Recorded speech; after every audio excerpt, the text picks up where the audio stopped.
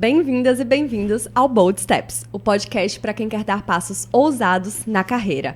Eu sou Letícia e junto com a minha parceira Gisele, nós criamos esse espaço para compartilhar histórias de carreira interessantes e inspiradoras, explorar o poder do posicionamento e da marca pessoal e oferecer insights para que você também possa avançar com coragem e autenticidade.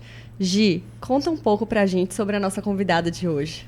mas, assim, é redundante dizer que a gente fica muito feliz a cada convidado que chega, mas é porque hoje eu realmente estou muito feliz. A gente já sabe que nem sempre a escolha profissional será doce, amena ou fácil.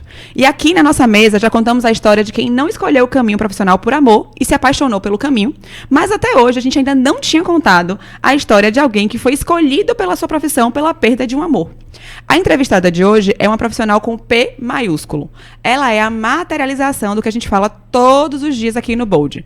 Somos uma marca e precisamos defender essa marca onde estivermos. E isso nada tem a ver com ternos penteados milimetricamente organizados ou acessórios pomposos. Tem a ver com quais mensagens a gente deseja passar para o nosso interlocutor cotidianamente. No caso dela, essas mensagens são bem claras e repercutem mesmo à distância. Afinal, marca pessoal é aquilo que falam da gente quando a gente está fora, né? Quando a gente não está naquele espaço. E o que é que falam dela? Falam que ela tem um rigor técnico, que ela é carismática, que o seu carisma é invejável. Falam sobre a sua energia. Ela tem uma energia de um batalhão. Vocês vão ver que ela vale por 10. E ela é determinada, determinadíssima, com toques de teimosia, que movem qualquer montanha do lugar. Para ela, onde há uma vontade, há um caminho, e ela faz o caminho acontecer. Hoje a gente vai conversar com uma nutricionista que construiu seus mais de 20 anos de carreira sem prescrever planos alimentares e, ao mesmo tempo, trabalhando ao lado dos mais renomados chefes de cozinha do nosso país, que a tem como consultora e amiga. E não é porque ela elogia os seus pratos, não. É porque ela realmente faz acontecer. Para provar, mais uma vez, que adversidades guardam grandes oportunidades, recebemos Ana Paula Galasso, a empresária, fundadora da Segale Soluções em Segurança de Alimentos, minha querida Paulinha de Renatão, um presente que Dieguinho, meu marido, trouxe para a nossa família e que, ao conhecer um pouco mais da história dela, eu falei assim, não, a gente precisa urgentemente contar sobre isso no Bold. Paulinha, muito obrigada por aceitar nosso convite e seja muito bem-vinda ao Bold Steps. Ai, gente, eu que agradeço. Obrigada, viu? Muito obrigada pelo convite. Adoro falar da minha vida profissional. Então já vamos começar a falar sobre isso. Gi não explorou muito essa questão na apresentação, mas foi assim que ela trouxe a sua história até mim. A gente sabe que foi após um episódio trágico que você decidiu que queria trabalhar com segurança alimentar. Conta pra gente como foi esse episódio, como foi pra você tomar essa decisão e como você se informou pra saber que esse era mesmo um caminho possível. Essa foi a parte difícil, né? Porque, na verdade, quando essa minha colega, a gente saiu da praia e a gente comeu um cachorro quente e 8 horas depois ela tinha falecido. E a informação que a gente tinha, que naquela época não era tão simples, né, não era tão fácil, é que ela tinha morrido de desidratação. E eu sabia, na verdade, assim, na minha cabeça de 16 anos, como é que isso podia ter acontecido, insolação, a gente tomou muito sol, o que foi? E eu não conseguia entender o porquê que a gente tinha comido o mesmo cachorro quente, né, e ela tinha falecido, se isso realmente tinha a ver. E aí você vai buscando, vai entendendo um contexto, né? E aí eu falei assim, não, ela morreu, não foi de desidratação. E aí vem, né, os questionamentos dos pais, e, enfim, no final das contas, entendemos que o cachorro-quente foi o precursor da desidratação por conta de uma intoxicação alimentar, que hoje eu entendo, né, o que foi exatamente o que aconteceu. Naquele momento, aquela revolta dizia assim, não, então eu vou fazer com que isso nunca mais aconteça. Mas segurança dos alimentos, gente, não existia. Na verdade, até isso, né, era segurança alimentar. Hoje não, a gente não pode mais usar essa nomenclatura, segurança dos alimentos. Segurança alimentar é a lei que faz com que as pessoas não sintam mais fome, né? Não passem fome. Então, assim, mas ao mesmo tempo que vem aquele negócio da mãe, né? Minha mãe era uma mulher incrível, mas o meu sonho inicial era ser musicista, imagine. Eu ia tocar instrumento e queria fazer parte da orquestra sinfônica. E aí, tudo que eu falava para minha mãe, ela falava assim, mas essa profissão não dá dinheiro. E aí, quando eu fui falei assim, mãe, eu vou trabalhar com alimento. Eu vou fazer com que as pessoas não passem mais mal, né? Por conta do que tinha acontecido. E minha mãe falou assim, ah, meu Deus do céu, mais uma profissão que não vai dar dinheiro. E aí ela fez assim, não, minha filha, faça medicina. Porque aí você pode salvar as pessoas. Existe aí, minha mãe, tudo que ela fazia, ela pesquisava muito. Você pode ser nutróloga, faça medicina e faça nutrologia. Você sabia que existe nutrologia? Aí eu falei assim, poxa, meu Deus do céu, agora eu vou fazer medicina, mexer com sangue, eu tenho um problema seríssimo com sangue, né? Assim, mas não tem outro caminho. E aí até fui pesquisar o que era nutrição, né? Porque o que é que tem a ver com alimento? Quando eu cheguei em nutrição, me decepcionei. Eu falei assim, poxa, mas eu não quero ficar calculando dieta, né? Eu não quero, não é meu caminho. Então, vamos partir para a engenharia dos alimentos. Ah, não, vou ser engenheira de alimentos. E aí, na época, só tinha na Unicamp, Campinas, aí tinha envolvimento emocional, tinha um namorado, e aí foi chegando já a época, né, de prestar vestibular, e vou fazer o quê? E aí eu fiz, gente, prestei vestibular para medicina, nutrição, educação física, tudo que tinha a ver com a área de saúde, né, eu fui fazendo. E aí, obviamente, passei em nutrição e não passei em medicina. Mas fui fazer cursinho, porque eu falei assim, pô, se essa nutrição não for o que eu quero, eu vou continuar tentando medicina para fazer nutrologia. Eu tinha que trabalhar com alimento, eu tinha que trabalhar com alimentação para entender aquele contexto. E aí, no primeiro semestre, eu já me encantei. E eu fui para a faculdade certa, né? Porque eu fiz a Universidade Estadual e a UNEB ela é muito voltada para essa parte de tecnologia de alimentos, que eu não imaginava. E aí foi ótimo. No primeiro semestre eu já me encantei, já larguei o cursinho, já disse que eu não ia fazer medicina. Minha mãe botou a mão na cabeça e falou, agora deu, vai fazer o quê? As pobres das mães sofrem. E agora imagina você, eu estou falando isso de muitos anos, né, gente? Sim. Que nutrição realmente era aquele negócio assim. A única opção que tinha era ou você encaminhava para a área ambulatorial, que era muito mais dentro de hospital. Sim. E mesmo assim não era reconhecido, a gente sempre foi muito massacrado por médico, né? E isso era uma coisa que me frustrava. Em vários momentos houve uma frustração enorme por conta disso, porque você tem o papel do nutricionista dentro do hospital, mas você não era respeitado. Hoje já mudou, graças a Deus. E ou você era nutricionista também de hospital, mas da parte de UAN, né? Da parte de unidade de alimentação, que você cuida da alimentação dos pacientes. Então, assim, já tinha um pouco mais a ver com o que eu tinha pensado. Mesmo assim, não era o que eu queria, né? E aí, pesquisa. E eu falei assim, poxa, tem que ter alguma coisa a ver com microbiologia, com bactéria, E aí minha mãe falou assim, pronto, você não foi fazer engenharia de alimentos, não foi para a Unicamp, mas você vai para a Unicamp, vai para o Itaú. Tem um Instituto de Tecnologia de Alimentos. Gente, isso eu estava no 4º semestre, eu acho, 5º semestre. E minha mãe, não, você vai para Campinas, vai não sei o quê, tranca a faculdade, vai lá. E Itaú é o Instituto de Tecnologia de Alimentos, aonde você trata, né, de todos os alimentos produzidos, industrializados no Brasil. Então, assim, coisa que muita gente não sabe é que, para um alimento ser lançado no mercado, seja ele da Seara, da Sadia, né, eles têm que passar pelo Instituto para ser validado. É como se fosse um Inmetro dos alimentos. E aí começou a batalha, né? Porque eu precisava de uma vaga para ser estagiária e as negativas foram absurdas. Acho que tem um pouco a ver com discriminação. E olha que eu sou paulista, né? Mas eu vinha da Bahia.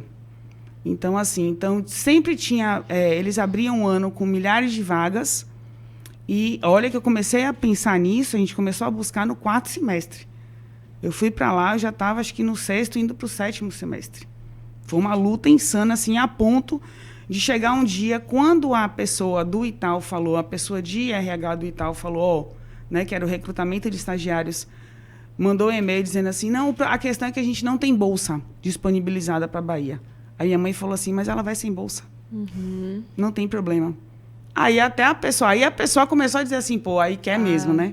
E aí eu fui, levei, né, junto, consegui mais uma vaga que a pessoa que é minha sócia hoje, minha marida, minha irmã, minha tudo, eu levei junto, óbvio.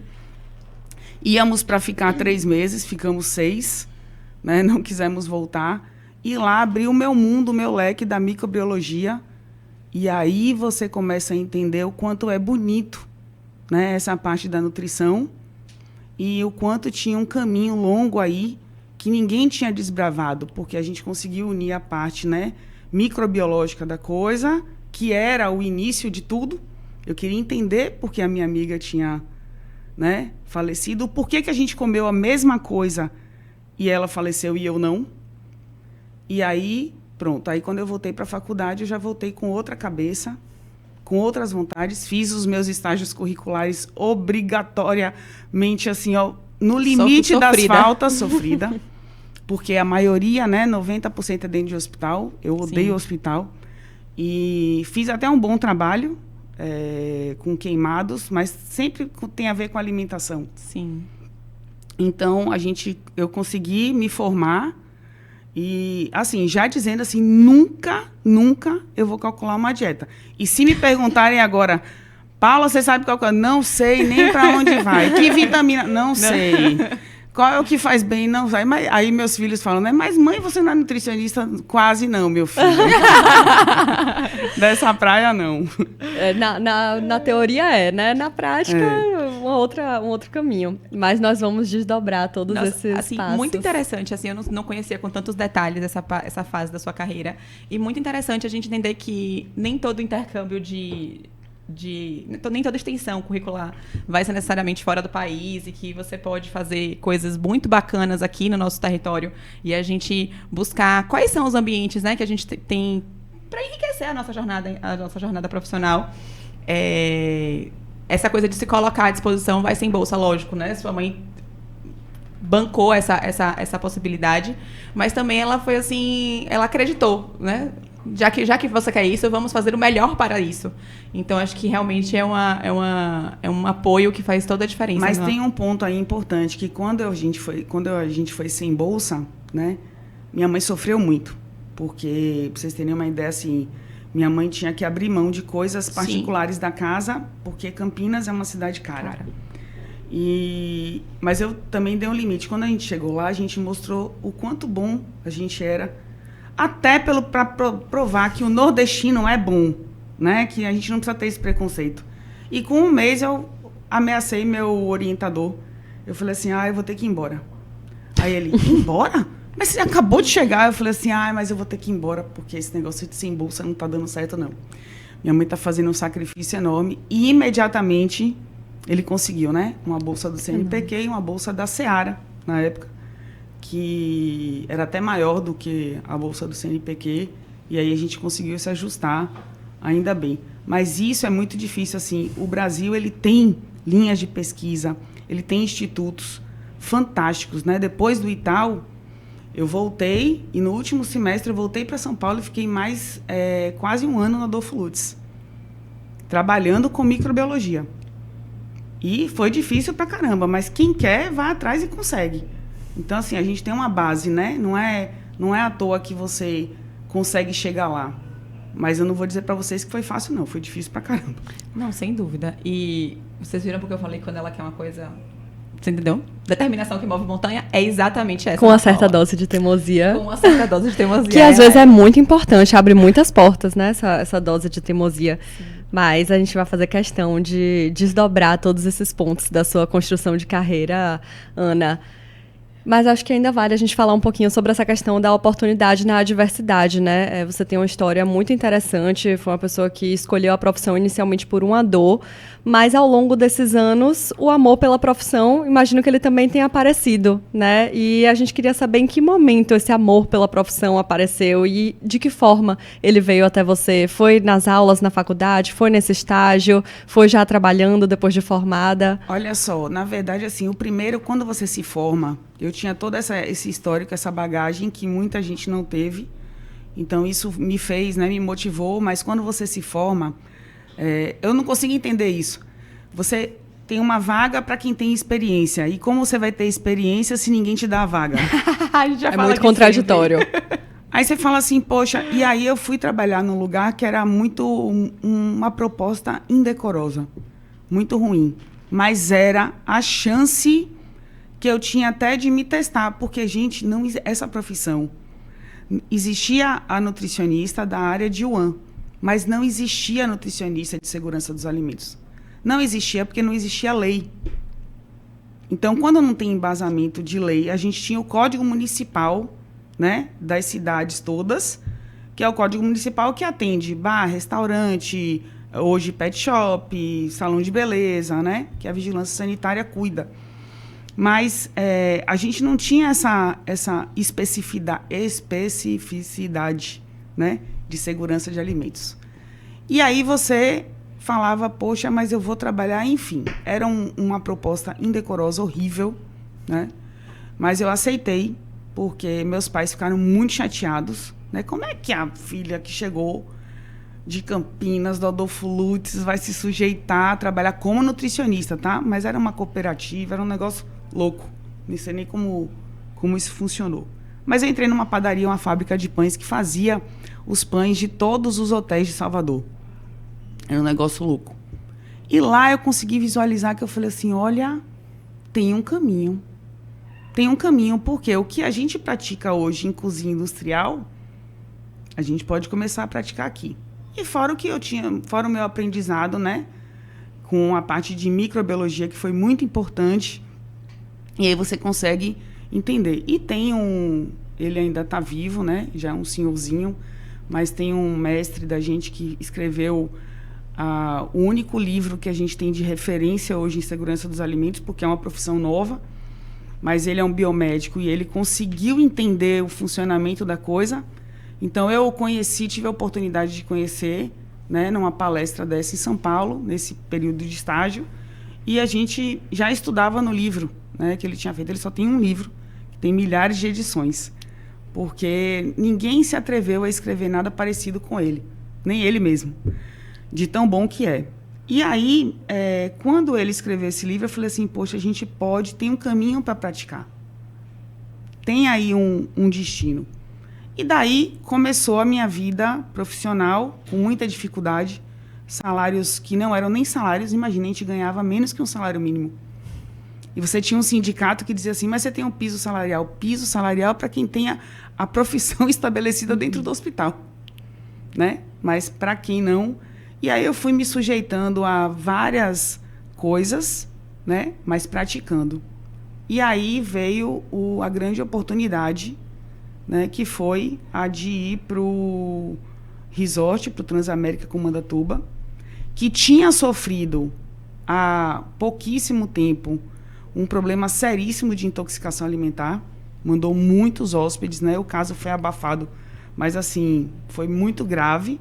E aí eles resolveram fazer um investimento absurdo na parte de segurança dos alimentos. E Leila, que é minha sócia hoje, estava numa das empresas, ela tinha ficado em São Paulo, ela resolveu não voltar para Salvador, trabalhar lá, ela já trabalhava na área de ticket, restaurante, não sei como é que chama, esqueci o nome agora, mas ela trabalhava, depois até foi para a Sodexo e tal, que era o único caminho também que a nutricionista dessa área podia seguir, a gente gostava muito. Ela também seguia do mesmo pensamento que eu, a gente não queria trabalhar em hospital.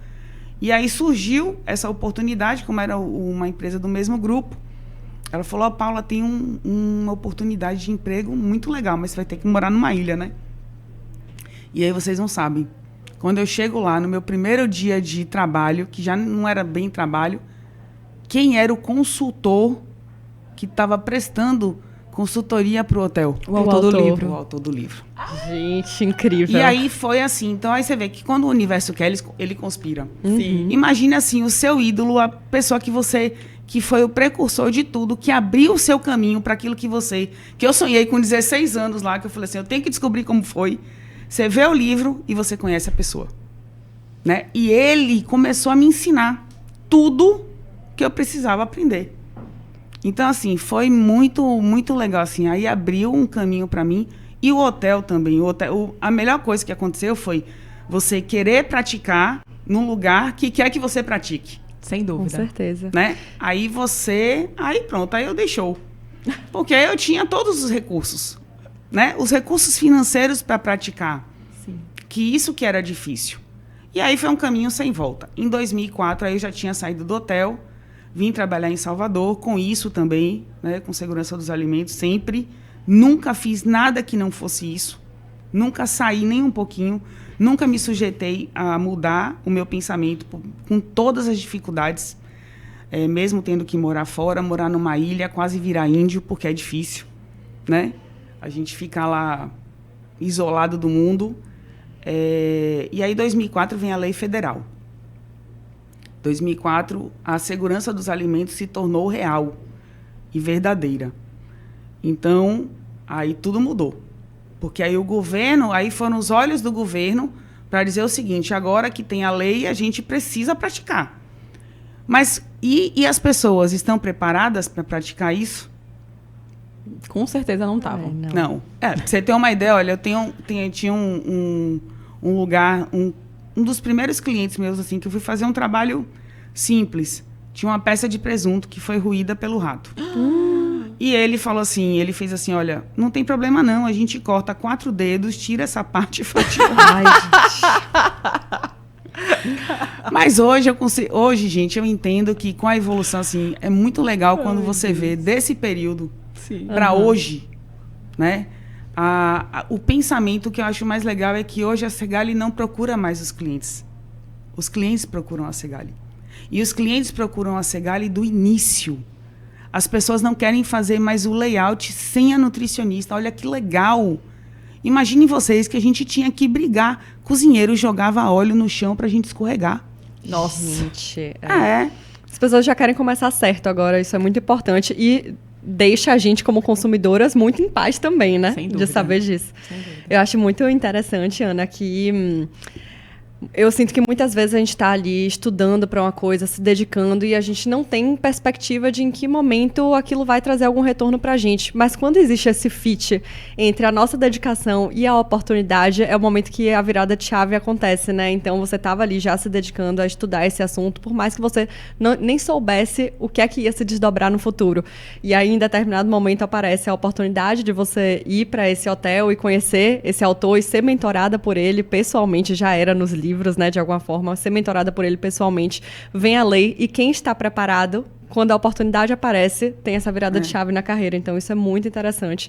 E acho que é uma lembrança inspiradora pra gente também, de que vale a pena, muitas vezes, essa dedicação, por mais que a gente não tenha clareza sobre o caminho que vai se abrir pra gente no futuro. Eu tenho uma frase do Cortella, que é até a capa do livro dele, a sorte segue a coragem, e durante o livro ele fala que a sorte, na verdade, ela segue o preparo.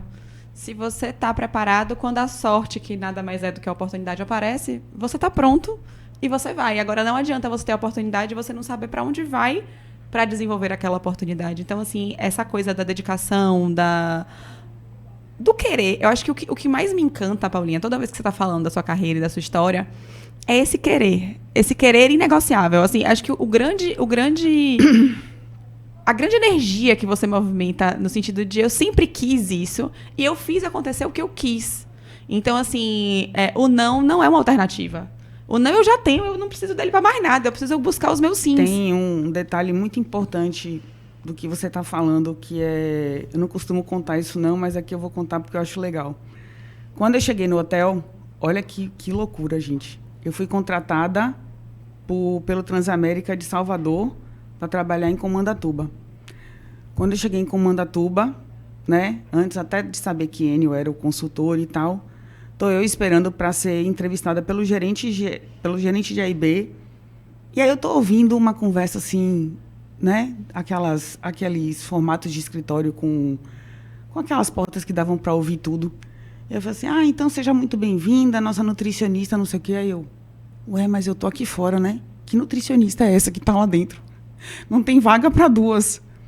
E aí eles tinham contratado uma outra nutricionista. Foi uma falha do RH. Eles contrataram uma nutricionista por São Paulo e uma por Salvador. E ela tinha chegado primeiro que eu e já tinha ocupado a vaga. E aí eu falei, não, peraí. Eu não vou embora, não. Já cheguei aqui, não, já tô eu já ilhada. sabia que Enio estava lá. Eu já tinha conhecimento, né? Que Enio já estava lá. E eu falei assim, não vou embora, não. E aí, quando o gerente sai da sala, né? Com a nutricionista e tal, imagina ela muito mais velha que eu, recém-formada. Eu falei, não tenho chance. Agora eu vou ter que pensar alguma coisa muito rápido aqui para poder resolver essa questão. Aí ele chega e fala assim, pois não sei o que. Eu falei, não, eu sou nutricionista também, contratada. Aí todo mundo se assustou e tal, e aí aquele reboliço e tal. E aí, vai para um lado, vai para o outro, vai para o outro. Olha, desculpa, a gente queria te pedir desculpa, mas houve uma falha de contratação, né? Essa pessoa já tinha sido contratada, já foi entrevistada, já está começando hoje. Aí eu olhei e falei assim, você está querendo dizer o quê? Que eu vou voltar para casa? Eu já pedi até demissão do emprego que eu tinha, vim de mala e cuia. E como é que eu vou contar para as pessoas que eu não vou ficar aqui, né? Imagina, eu tinha mudado mudar de cidade. Aí eu falei, eu não vou embora, não. Aí todo mundo me olhando, né? Não vai embora. E aí, conversa vai, conversa vem, chama o RH, e liga para um, e liga para outro, e eu lá sentada, gente, horas. E aí vem o gerente geral do hotel, um alemão, que hoje eu posso dizer assim, infelizmente ele faleceu já, mas ele foi um pai para mim, um pai, imagine como as coisas são. E aí ele virou para mim, me botou na sala dele, não recebia ninguém, viu? É estrela mesmo, que o negócio de hotelaria tem isso, né, as estrelas. E ele olhou para mim e ele, o que uma menina bonita como você quer fazer aqui nessa ilha? Eu falei assim, olha, o que eu quero fazer eu não sei ainda, mas que eu não vou embora, eu não vou não. Vocês me contrataram. Isso é muito da Paula. Isso é muito. Mas... Eu não vou, não. Aí ele, não, mas houve um erro. Ele tentando me convencer, aí perguntando se eu não tinha um namorado. Tipo assim, você largou um namorado e você tivesse pra casa. E eu falei assim, não, o senhor não entendeu, eu não vou embora. Aí ele fez assim, mas olhe, como é que a gente pode, assim... Aí eu acho que ele já estava pensando em várias coisas. Aí, menina, a lágrima, e eu segurando a lágrima aqui, né? Uhum. Aí, porque eu não queria ir embora. Aí eu falei assim, olha, eu não quero ir embora. Eu fico aqui até para servir cafezinho. Vamos fazer o seguinte, eu vou aprender muito mais do que eu vou dar. Eu sei disso, eu sou recém-formada. Mas vocês não precisam me pagar. Eu vou ficar aqui. Se você me der casa, comida, roupa lavada, eu vou trabalhar de graça. E eu fico aqui até o dia que eu começar a dar, né, algo pro hotel, sem o hotel me dar. Mas hoje eu não vou embora. Eu não quero ir embora, me deixe ficar. Eu vou servir seu café todos os dias. Me deixa aqui servindo cafezinho. Eu faço qualquer coisa. Ele olhou para mim. Tá certo, vou pensar. E aí eu voltei. Gente, eu estava numa sala de espera o dia inteiro, imagine, indo de um pro outro. E aí passaram mais algumas horas, ele me chamou. Aí ele fez assim, olhe, pode ficar. Eu vou dar uma oportunidade para você, vou fazer algo que eu não faço. Mas vai ter que ter uma competição, vai ter que ter uma concorrência. Vão ficar as duas, a gente só tem vaga para uma, porque o hotel tinha uma engenheira de alimentos. E só tinha uma vaga para uma nutricionista. Ele fez assim, ficam as duas e daqui a um mês a gente conversa. Quem se sair melhor vai ficar com a vaga. Foi um erro do hotel. Foi um erro do hotel, não tem outra forma. Agora sim, também vai ter que aceitar, né? Uhum. E tipo assim, eu tinha certeza que ele estava falando isso para mim, que não era eu que ia ficar. A outra tinha 10 anos de experiência, eu era recém-formada. Eu não sabia nada no fundo, né? Aí eu falei assim, agora o bicho vai pegar. Quando ele botou quando eu vi, gente, que o hotel todo tinha ISO 9000. Aqueles livros gigantes. Eu falei, agora deu. E aí, só que eu tinha uma vantagem. Eu morava na ilha. Ela escolheu, né? Mais velha, tal, escolheu morar em Ilhéus. Não teve outra. Eu chegava no hotel 7 horas da manhã e saía 11 horas da noite. Estudei. Não vou dizer para vocês, não vou mentir, que não fiz o meu papel competitivo. Uhum. Né? Tudo que eu podia fazer. E ela era aquela nutricionista acadêmica, a nutricionista que ficava na sala, a nutricionista que ficava olhando o papel. E o hotel era auditado por uma empresa do próprio grupo. Sim. Né? As grandes empresas têm isso, né? Ela tem uma empresa de auditoria. E os relatórios do hotel eram péssimos, assim. Tinham muitas não conformidades. E aí eu falei assim, aqui é meu caminho. Eu vou trabalhar em cima disso aqui. E ela não durou 20 dias. 20 dias ela tinha sido demitida. Que bom que você contou, porque que história boa. E aí, mas olha, eu vou dizer pra você que eu não deixei de servir cafezinho pra esse homem um dia da minha vida, até eu sair do hotel. E faz parte, isso é uma coisa que eu lembro na faculdade de Direito. Eu falava, gente, eu era muito grata pelo meu estágio. eu aprendia muito, realmente podia fazer muitas coisas lá dentro, mas se me mandassem servir cafezinho, eu ia servir cafezinho, porque existe uma fase da vida que a gente precisa estar disposto a isso mesmo. E eu acho que a minha geração não aceita muito isso, não aceita que talvez eles precisem servir cafezinho para depois, para estar nos espaços certos, aprender, estar perto de pessoas que têm muito a ensinar. Então isso é uma coisa que a gente bate bastante aqui. Esse homem me levou para ser nutricionista responsável do GP Interlagos. Amei.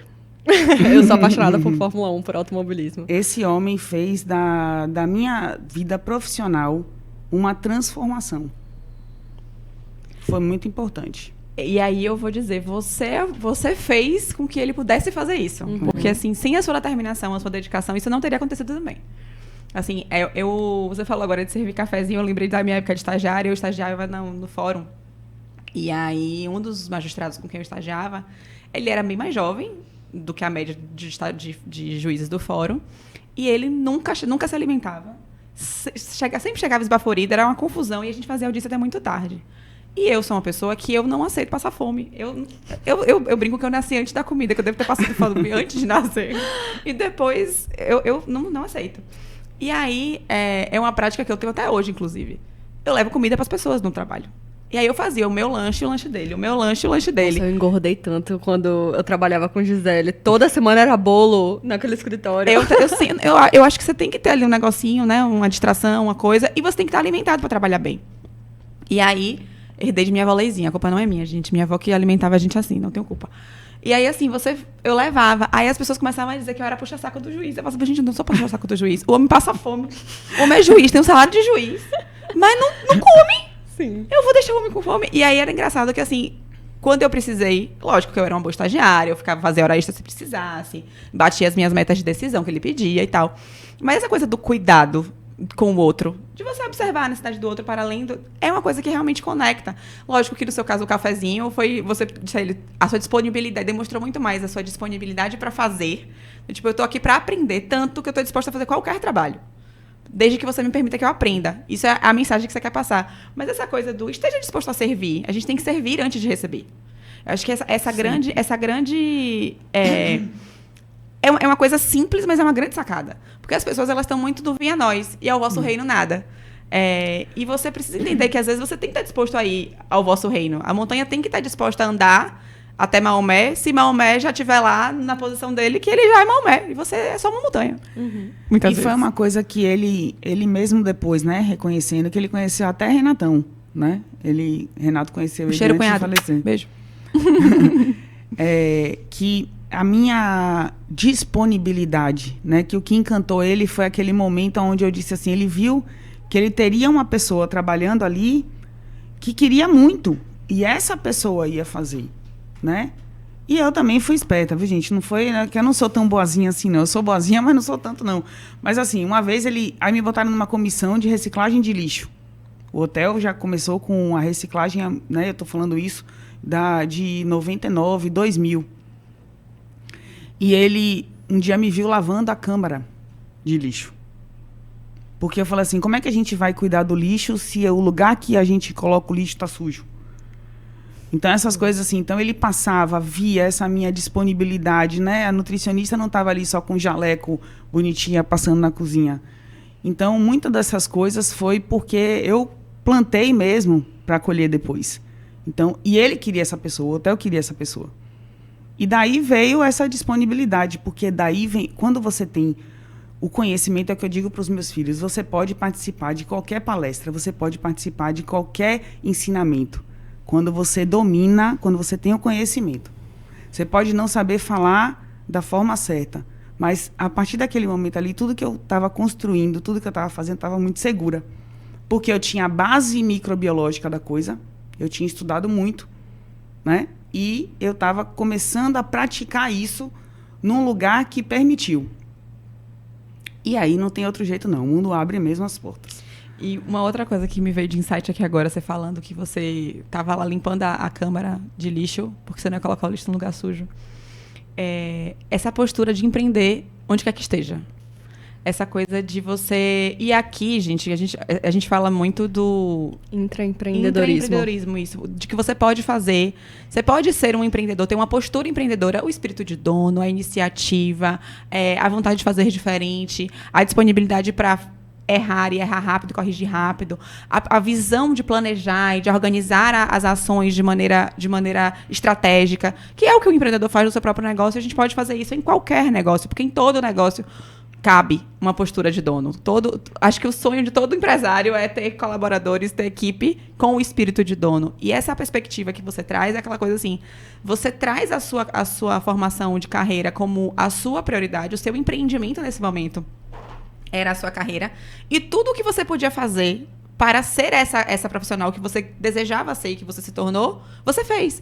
Então, você pegou a sua carreira como seu empreendimento e você empreendeu a sua carreira. Então, você empreendeu a sua carreira dentro do Hotel Transamérica como Andatuba e fez daquilo ali o seu negócio. Então, tudo que tocava, todos os projetos, todos os produtos que você tinha que entregar, você fazia com excelência. Então, como estou numa comissão de reciclagem de lixo, ok. Vamos pensar a reciclagem, vamos planejar, vamos estabelecer uma estratégia, vamos testar modelos, vamos fazer. Porque, assim, às vezes, as pessoas elas esperam que alguém as estimule, que alguém as puxe. E eu sei que nem sempre a gente tem a motivação para fazer. A gente não tá motivado e bem-humorado todos os dias. Mas a gente tem que ter uma razão de fazer as coisas. E essa clareza que você tem desde sempre do...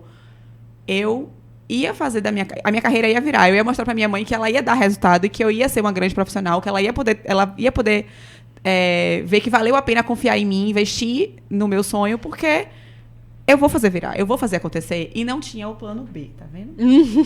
A gente tem que acreditar no plano A. Eu sou uma grande gestora de riscos e Gisele é uma grande sonhadora tomadora e a de gente riscos. vai Eu sou uma grande tomadora de riscos, forma. ela é uma grande gestora de riscos, a gente vai se equilibrando. Mas eu acho muito interessante quando você falou, Ana, você falou, eu não sou tão boazinha assim. E assim, é claro que todos nós temos nossos próprios interesses, mas eu percebo que quando alguém, para além de olhar para os seus próprios interesses, está olhando também para o interesse do empresário, para o interesse da empresa e para o interesse também do consumidor, né? Das pessoas que estão frequentando o hotel e que querem a melhor experiência, querem se sentir seguras naquele ambiente.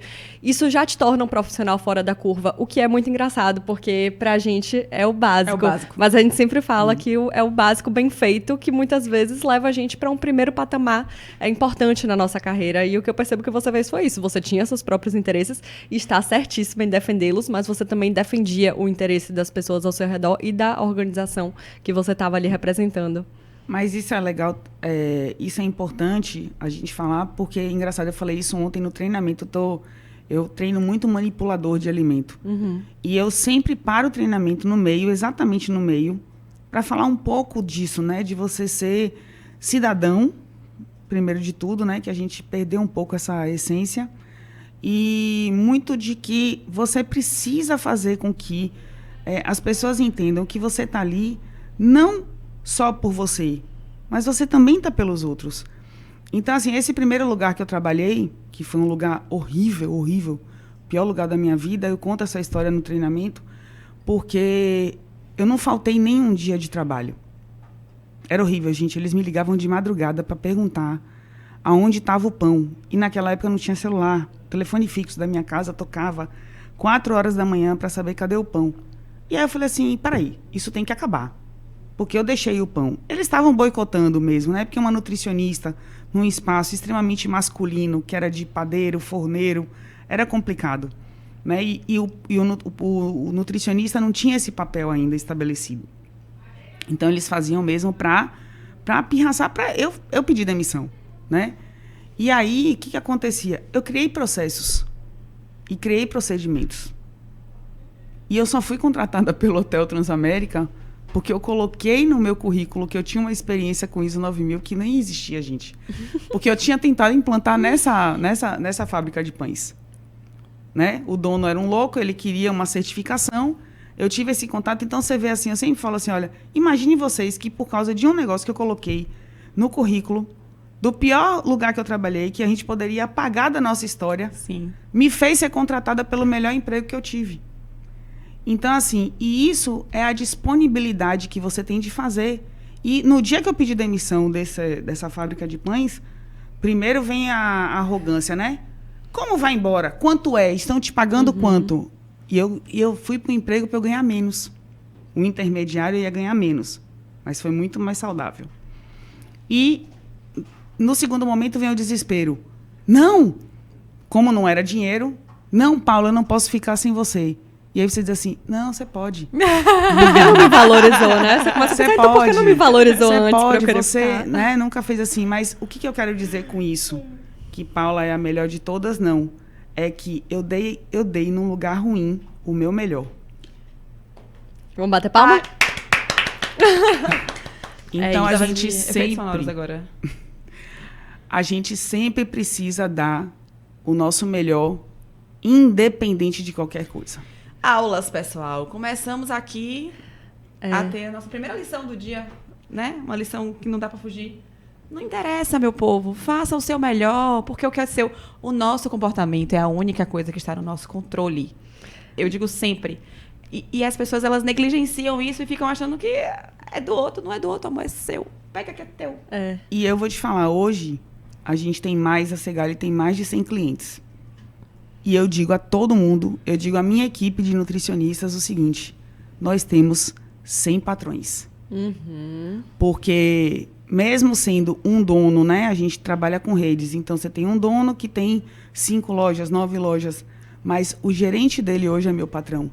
Perfeito. E eu me comporto dessa forma. Então, eu tenho 52 anos de idade, né? Já tenho mais de 20 de carreira. E quando um gerente fala comigo e me pede alguma coisa, eu o trato como o meu superior. Até que eu prove para ele, né? Que, olha, não precisa falar assim, não precisa ser assim, não precisa agir assim, não precisa cobrar assim. E hoje a gente acaba tendo um resultado muito positivo. Por quê? Porque a gente acaba familiarizando, né, aquilo ali. Então, todos os meus clientes hoje se tornaram meus amigos. Por quê? Pela minha forma de me comportar. Agora, se você vai como consultor, como assessor, né? Porque eu não estou... Hoje a Segali ela não faz mais consultoria. Ela presta assessoria, que é aquela coisa mensal. Então, assim, quando você assessora de verdade, né? Para você conseguir fazer isso bem feito, a pessoa tem que acreditar em você. E para acreditar, você tem que trazer para perto. Só que isso é difícil, porque às vezes você tem as pessoas que são vaidosas, são arrogantes, né, confundem um pouco as coisas, não tem uma maneira legal de falar. E muitas vezes eu me comporto como, não, deixa, quer gritar, grita. Vou te ouvir. Na hora que você parar de gritar, não preciso gritar mais alto que você. Isso não vai me fazer ser menor ou maior. Né? O que eu tenho que levar para você é meu conhecimento técnico. E aí a gente consegue. Então, por exemplo, ontem eu tive recebi um vídeo de um cliente muito, muito, muito querido, muito mesmo, que é o Ronaldo do restaurante Barra Vento. Eu adoro ele, porque ele é muito determinado a fazer as coisas acontecerem. E ele tinha um problema lá de segurança dos alimentos, né, de procedimento, de processo, que a gente não conseguia resolver, porque o volume de alimentos que eles trabalham é muito grande. E a gente vinha alguns meses trocando figurinha. Poxa, como a gente vai fazer? E aí eu tive um insight, tive uma ideia. Eu falei assim, Ronaldo, vamos fazer desse jeito? Só que, pela primeira vez, assim, coisas que são difíceis de acontecer, isso requereu um investimento maior um pouquinho, né? E aí ele, Paula, você está me mandando comprar uma balança. Essa balança é cara como que... Não sei o que. Eu sei que, gente, ele comprou e fez e conseguiu aprender a usar a balança em 48 horas. E eu falei assim, ontem ele me mandou um vídeo. Ele, Paulinha, você não sabe. Olha aqui que coisa mais linda. Olha, agora vai dar certo. E olha como ficou. E olha não sei o quê. Eu falei, eu vou postar isso na página da Segali. Ele, não poste minha voz de tabaréu não, que eu não gosto. Mas assim, gente, funciona, né? Mas olha que legal essa troca que você tem. Para eu conquistar isso, o Ronaldo não era assim desde o início. Né? Imagine a responsabilidade que você tem de fazer a pessoa fazer um investimento alto, né? Para um procedimento que talvez não funcionasse. Mas quando o cliente está com você, ele confia e faz e acredita. Né? Então, assim, e isso é só porque eu estou ali. Se você quiser fazer na mão a etiqueta, a gente vai fazer juntos. Mas se você quiser investir, a gente vai investir junto, né? E assumir o risco. Então, hoje, até os clientes novos, né? Tipo o Peu da Red, que já virou mais que amigo, Fabrício, o pessoal de Preta, né? Eu já sou muito mais amiga de Chico do que de Preta. Mas Preta chama a gente de Segalete. Então, a gente vai criando esse vínculo, né? De amizade que se transforma em confiança. Então, é muito legal quando você trabalha dessa forma, quando o cliente acredita em você. E os contratos da gente são de 15 anos. Eu estou no grupo Yamping há quase 18 anos. Eu estava grávida de Sofia. Imagine. Esse episódio está me dando fome, porque ela está falando o nome de vários restaurantes que são os meus favoritos de Salvador. Mas eu lembrei do episódio de Samantha Barbosa. A gente gravou um episódio lá em São Paulo e aí ela falava assim, as pessoas veem as pessoas me ligando e eu conversando com a maior paciência com eles e elas perguntam por que você é tão paciente, tão disponível. E ela, eu sou consultora deles. As pessoas, mas você é muito disponível, você dá muita informação. Ela, gente, eu sou consultora deles. É assim que a gente constrói confiança. E uma coisa muito interessante é que a gente já entendeu aqui que você trabalha com os maiores nomes da gastronomia no Brasil, o que por si só já revela que você tem uma marca pessoal muito forte. E antes da gente começar a gravar, você estava falando, eu não posto muita coisa no meu Instagram, estou postando mais agora no da Segali, porque a gente tem uma assessoria também nessa comunicação. E hoje em dia eu vejo que as pessoas têm a impressão de que elas só podem ter uma marca pessoal forte, que elas só podem conseguir construir confiança com as pessoas se elas estiverem nas redes sociais, se elas estiverem produzindo conteúdo. E você, mesmo sem estar nas redes produzindo conteúdo, está contando essas histórias de sucesso aqui da confiança e das parcerias que você conseguiu construir ao longo do tempo. E aí a minha pergunta é, em que momento você percebeu que você precisava cuidar dessa sua imagem, precisava cuidar dos relacionamentos? Isso sempre foi natural para você ou foi uma coisa que você precisou virar uma chave? E de que forma você faz isso para além desse básico bem feito, desse relacionamento bem construído? Isso aí foi uma dor, primeira, né? No Hotel Transamérica, eu tive um problema muito sério com o gerente. E ele... a gente começou a ter vários atritos por questões mesmo de diferença de pensamentos. Ele era o gerente de A&B, ele era muito ganancioso. Eu não sei lidar... A&B é alimentos e bebidas, tá, gente? Pra quem não é da área. Ele é muito ganancioso e eu não sei lidar muito bem com isso, né? Eu sei lidar com ambição, mas não com ganância. Uhum. E aí, um dia, eu já tinha criado um bloqueio tão forte com ele que eu errei. Eu errei numa atitude quando... Chegou uma dieta, né? Chegou um e-mail do administrativo do hotel dizendo que a gente ia receber um hóspede muito... O Transamérica, ele recebia muita gente importante, né? Na época, eram os grandes empresários do Brasil, vice-presidente da República, artistas internacionais muito famosos. E eles tiravam, assim, tipo, 15 dias, né? De descanso sabático, 7 dias, eram hóspedes habituês. E aí veio esse hóspede de uma empresa muito grande, muito famosa, e ele ia fazer, estava no começo daquele negócio da medicina ortomolecular, bem no iniciozinho, assim. E eram umas dietas malucas. E aí, gente, olha como a precipitação atrapalha, né, a vida da gente. Veio esse e-mail dizendo que eu tinha que cuidar da dieta. Eu já falei para vocês do bloqueio que eu tenho com dieta. Veio lá, eu falei, eu não sei calcular. E aí tinha um negócio de calorias e tal. E eu, antes de ler tudo, né? Eu recebi o fax pela metade. Saiu a primeira página. E eu não tinha visto que era 1/2. E ali, naquele meu entendimento, eu teria que calcular aquela dieta. Eu não vou dizer para vocês que eu não sabia não calcular. Mas eu teria que dar uma pesquisada, ter que dar uma estudada. E eu já estava assim, sabe? Não vou fazer, isso aqui. Muito pelo gerente. E aí eu fui para a sala dele, eu falei, tá pensando que eu sou o quê? Eu aqui trabalho com outra área, não sei o quê, tal. E foi uma briga. Gente, foi um negócio assim tão desconfortante. Como eu era importante pro hotel, o subgerente geral e o alemão gerente geral foram atrás de mim, né? E falaram, Paula, mas por que essa revolta? Ninguém estava entendendo, porque todo mundo tinha recebido o negócio completo. E eu tinha recebido pela metade. E aí, eu sei que depois dessa confusão toda, eu pedi demissão, né? Eu falei assim, eu vou embora, eu não vou ficar, peguei minha bolsa, fui para casa, vou embora, não vou trabalhar mais aqui, eu quero ir embora, não sei o que. E aí me chamaram para conversar. E aí, no momento de conversa, que foi o subgerente, que era muito meu amigo, que ele falou assim, Paula, você nem leu. Você não leu o e-mail, a sua agitação foi tão grande, a sua revolta foi... Olha o transtorno que você criou e agora você tem que fazer as pazes com o seu gerente de IB.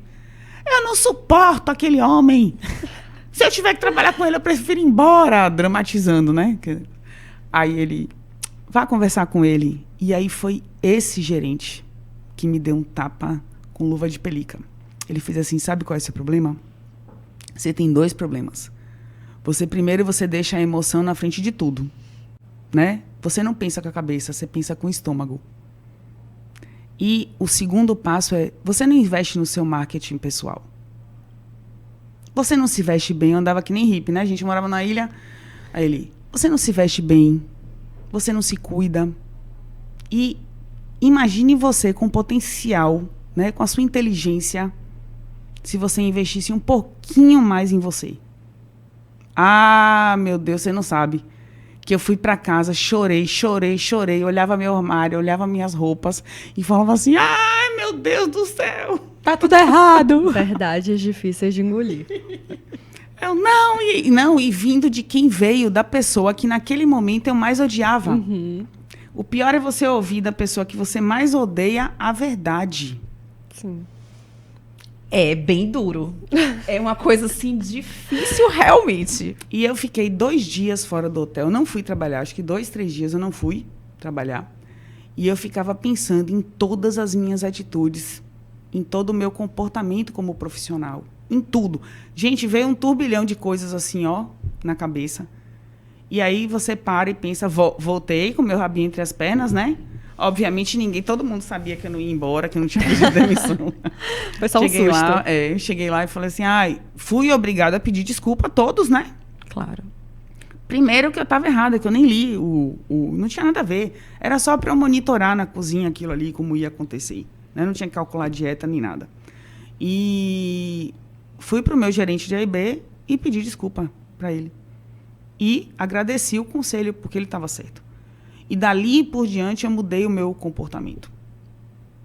Mudei total o meu comportamento. Então, assim, a gente tem que entender que você não precisa de uma rede social.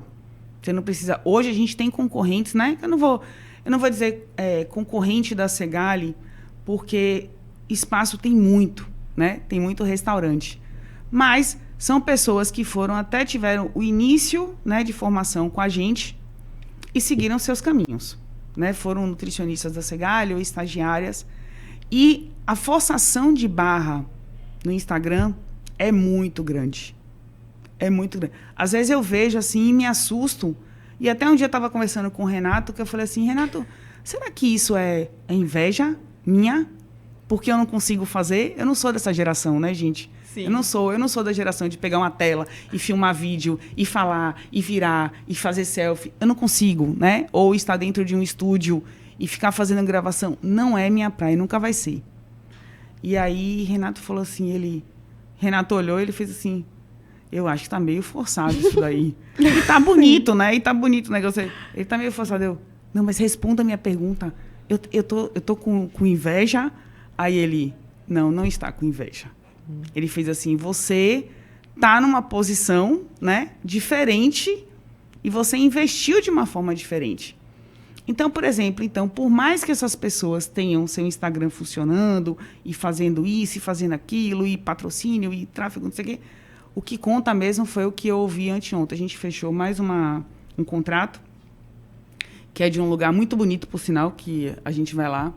É um hotel que fica ali em Itapuã, com a vista belíssima. E engraçado, né? Que na hora que a gente estava passando lá, estavam as baleias. Ai, que lindo. Lindo. É a casa de fechando... É o hotel de Vinícius, não? Não, chama Vila da Praia. Ah, sim, que conheço. Muito lindo. Muito lindo. Muito lindo. Achei fantástico. A gente fechou o contrato com eles. E a gente fechou o contrato porque eu não abro mão de eu fazer essa parte comercial da Segali. A gente não precisaria mais... Né? A gente já tinha espaço para ter uma pessoa, mas são 2 coisas que eu não consigo fazer. O meu celular é único, é filho único, só tem um número. Então, eu atendo todos os meus clientes no meu celular pessoal. E todo o atendimento da Segali é feito no meu celular, comigo. E a gente só fechou esse contrato porque a proprietária disse o seguinte, ela fez assim, impressionante a sua proximidade no fechamento do contrato. Toda a nossa conversa parecia que você era minha melhor amiga. Então, assim, como não fechar com você? Como não fazer, né? Como ela fez assim, eu tive 3 propostas, eu ignorei as outras, porque a proximidade com você foi tão grande, o seu atendimento é tão legal, é tão pessoal, que a gente fala assim, não, vamos. Então, é isso que eu digo, né? Às vezes você não precisa ter tanto marketing, tanto... E hoje, gente, o boca a boca continua funcionando mais que tudo. Nada vence.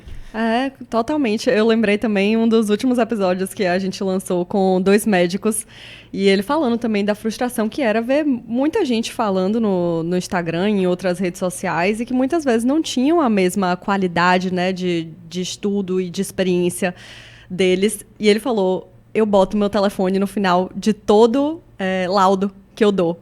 Isso já faz muito mais diferença do que a pessoa que está ali só falando e não tem o contato com o outro, não quer realmente saber, qual é a dor do outro, no que você pode servir, no que você pode ajudar e como você pode estar perto dele nesse processo. Você trouxe essa história da rede social e eu não consegui não rir, Leti. Porque essa semana eu tive uma crise existencial e fiz assim, eu descobri qual é o meu problema com a rede social. É a rede social. Meu problema com o Instagram é o Instagram. Porque é muito duro você conhecer o bastidor da pessoa. Porque, assim, lógico, quando você não conhece o bastidor, e aí você olha lá e você diz, nossa, que pessoa incrível, você até se compara. Mas quando você conhece o bastidor da pessoa e ela tá dizendo que ela é uma coisa que você sabe que ela não é, dá um desespero que eu faço, gente, é por isso que eu não consigo. Porque eu tô sempre querendo ter muito mais coisas pra provar, pra dizer, pra falar. Porque eu digo assim... As pessoas têm que saber que é consistente, que é de verdade. Então, às vezes, a gente... E o Bold nasce muito disso, assim. Desse lugar do... A gente tem que estar falando coisas consistentes, coisas verdadeiras, coisas interessantes, de gente interessante. Porque tem muita gente falando bobagem e muita gente mentindo. Essa semana, eu vi um negócio de um Instagram novo, que uma criatura, ela colocou como se ela tivesse uma formação, ou induzindo as pessoas a erro, como se ela tivesse uma formação em psicologia, que ela não tem. Como se ela tivesse uma carreira fazendo o que ela está dizendo que ela vai fazer, de um tempo que a gente sabe que ela não tem. E eu olhava aquilo e fazia, gente, que desespero. A gente fica com vergonha alheia, que desespero, né? Porque assim, eu vou lhe dizer, eu, como mentora de carreira, desde 2018, vai fazer, tem 8 anos que eu dou mentoria de carreira. Eu tenho o maior cuidado de me divulgar enquanto mentora. Eu tenho o maior cuidado de dizer que eu ajudo mulheres a fazer isso ou aquilo. E, às vezes, eu tenho dificuldade de construir conteúdo pra até chamar mais cliente, etc. Meus clientes vêm muito do boca a boca porque eu tenho essa coisa do tipo, eu vou dizer o quê? Eu vou me expor como? E aí, a gente que se dedica, que estuda... Eu não estou dizendo que essa pessoa não estuda e etc. Ou que ela não pode fazer. Não é sobre isso. Mas você tem ela, tem essa outra que você trouxe. E tem milhares. Então, assim, o meu problema com a rede social é a rede social. Porque a gente... É o fato da gente poder dizer qualquer coisa na rede social. Você pode dizer que as pessoas não conheçam o bastidor. Você pode falar qualquer coisa. Aí eu fiquei... Ao mesmo tempo que me deu uma revolta muito louca... Me deu uma paz de espírito maior ainda, que eu fiz assim, ai, Senhor, obrigada, porque eu não sou essa pessoa, eu não serei essa pessoa, e eu nunca terei coragem de enganar as pessoas dessa forma, porque, antes de tudo, você tem que ter coragem de se enganar. Porque você abrir a boca para dizer que você é uma coisa que você sabe não ser, é de uma coragem, ou de uma disfarçatez aí, whatever, que eu fico impressionada. Você primeiro se engana antes de você enganar todo mundo, porque você tem que acreditar naquela lorota que você tá contando. Porque senão você não convence ninguém. Então, assim... Você diz uma mentira como verdade 1000 vezes e ela se torna uma verdade. Olhe, essa semana, eu até brinquei com o Leti, eu fiz, Leti, eu não estou tendo condições. Aí Leti, kkkk, tive a crise existencial também. Eu fiz, pois é, porque eu sou muito visceral nessa hora. Nessa hora eu penso com o estômago. E esse ponto de você falar do... Talvez por isso meu estômago esteja me cobrando a conta. Inclusive, gente, no último episódio eu estava tossindo muito, eu descobri que é refluxo, eu já estou bem, muito obrigada aos preocupados. É o seguinte, você trouxe essa coisa do emocional, de que você é muito emocional. Você tem um perfil de comportamento muito executor. Você faz e pensa depois. Você é do mão na massa, do vamos resolver. E as pessoas que têm esse perfil de comportamento mais executor, ele é muito emocional, embora pareça que são pessoas racionais, porque eu também sou assim, a gente parece ser racional, porque a gente tem uma lógica do porquê que a gente já tá fazendo. Se alguém pergunta assim, mas por que você tá fazendo? Não, por causa disso, disso, disso. A gente tem uma resposta. Mas a gente tá fazendo porque a gente não consegue esperar, porque a gente tem aquela coisa do feito é melhor do que o não feito, então vambora. Então, assim, e a gente, como a gente é muito emocional, a gente sente muito, a gente parece racional, as nossas decisões são emocionais, e a gente é muito impulsivo. Então, quando você fala assim, eu ouço o grito do outro, e eu já sei que não é sobre mim, é sobre ele, e aí vai passar, e eu vou conseguir dar a ele aquilo que é meu, e contribuir com ele, vem desse desenvolvimento dessa inteligência emocional. Que essa pessoa que você não gostava, e é engraçado, porque eu já tive nas duas posições, eu já ouvi feedback de quem eu não gostava, e eu já disse feedback para quem não gostava de mim. E é uma coisa assim, tipo, e na época eu já tinha um certo trato, né, da vida, e dizer assim, eu sei que me ouvir é muito difícil. Eu sei que você sabe que os nossos jeitos são muito diferentes. Mas o que nos repele é isso, isso e isso. Aí a pessoa virou e fez assim, eu não consigo trabalhar com ela. É difícil. Não consigo trabalhar com ela. Ela fez assim, eu prefiro não trabalhar com ela. Tudo bem, ela era superior a mim, eu fui demitida, tá tudo bem. Tá fair, cada um na sua posição, mas assim, eu entendo.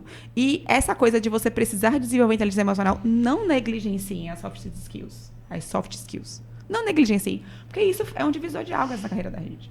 Da gente. Eu tô parecendo um trabalhinho. Da gente. Então, assim, é realmente muito rico, Paulinho, que você trouxe. Muito, muito rico. E pra fechar... desculpa, Paula. E tem um momento certo para você se impor. Uhum. Isso eu aprendi também. Não adianta você querer se impor no momento que a pessoa não está preparada para receber aquela imposição.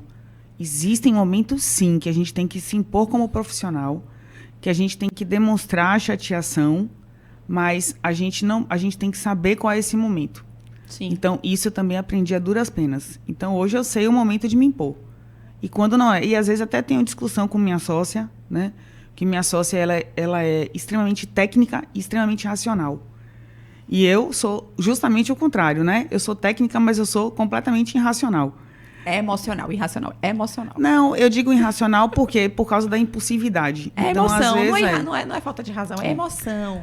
Aí, o que acontece? Então, assim, graças a Deus que estamos juntas, né? Então, ela faz o papel, mas, assim, muitas vezes ela me cobra, né? Essa imposição, porque ela está enxergando algo ali.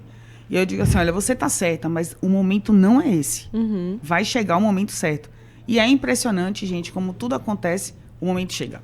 Perfeito. Sem dúvida. Perfeito. E para fechar o assunto das redes sociais, é interessante porque por um tempo eu prestei consultoria de marca pessoal. E aí algumas pessoas me procuravam e falavam assim, eu quero trabalhar minha marca pessoal nas redes sociais. Eu falava, não é comigo. Assim, pode ser comigo se você estiver disposto a trabalhar, antes de mais nada, sua marca pessoal no offline. Porque pense, o que você está mostrando nas redes sociais é o quê? 1% da sua vida? Eu ainda acho 1% muito. É 0,01. Se pensar na minha vida, o tanto que eu exponho e que eu apareço nas redes sociais, eu sinceramente olho que eu tenho o Instagram aberto, tô ali postando nos stories quase todos os dias. Eu acho que não chega a 1%.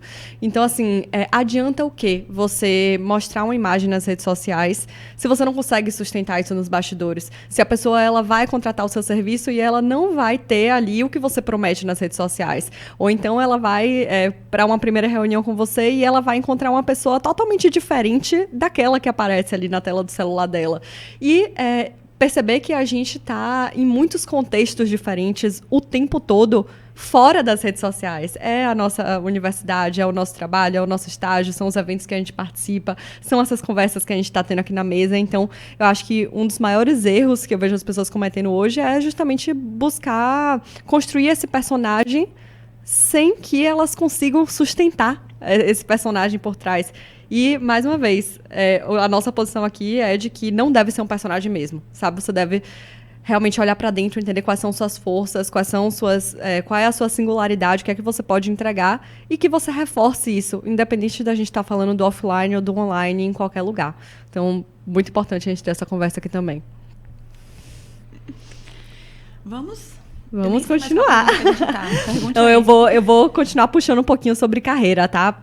Já vou chamar de Paulinha também, que a gente tá falando só Paulinha. Então, Paulinha é uma coisa que é muito interessante. Eu ouvi você falando o quanto você não se imagina prescrevendo dietas, né? E é interessante, porque quando a gente pensa em nutricionistas, foi uma coisa que eu estava conversando com o Gi ontem, ela me mandou o roteiro e eu falei, eu preciso perguntar isso.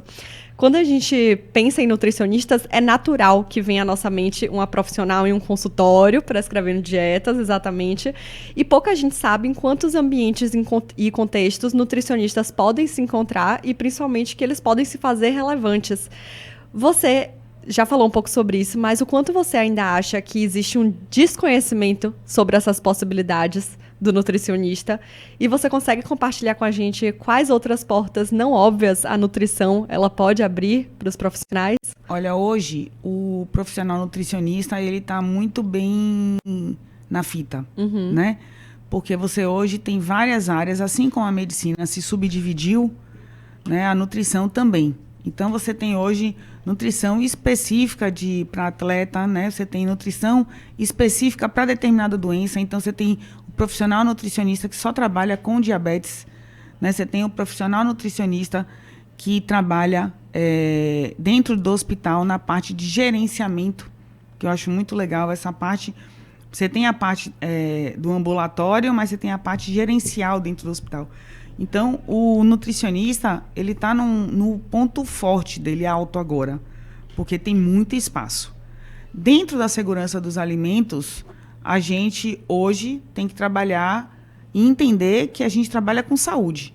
Então, muita gente... Você acredita que tem gente que fala assim, então você não faz dieta, então você não é da área de saúde? Quem disse, gente? Trabalho com alimento. E está impactando muitas vidas através do seu trabalho. Eu trabalho com saúde.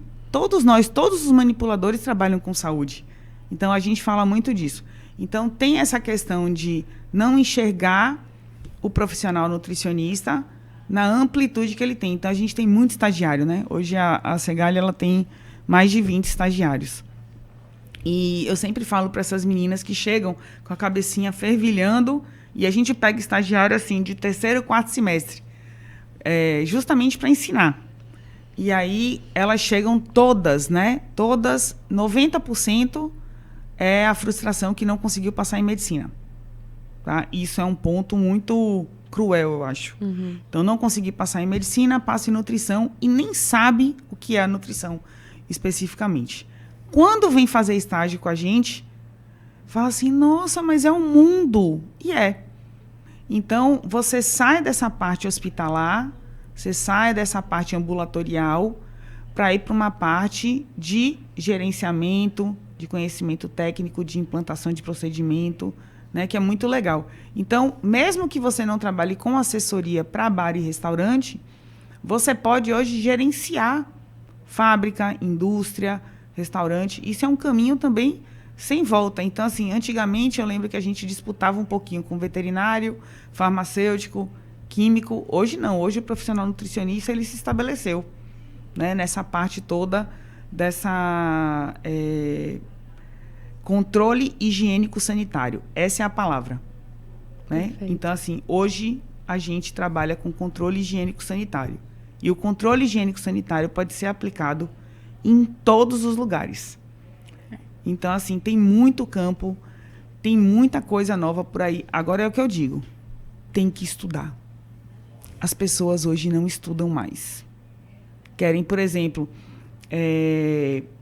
a gente fez parte de um projeto que ia implantar a lei federal, né, a RDC 216.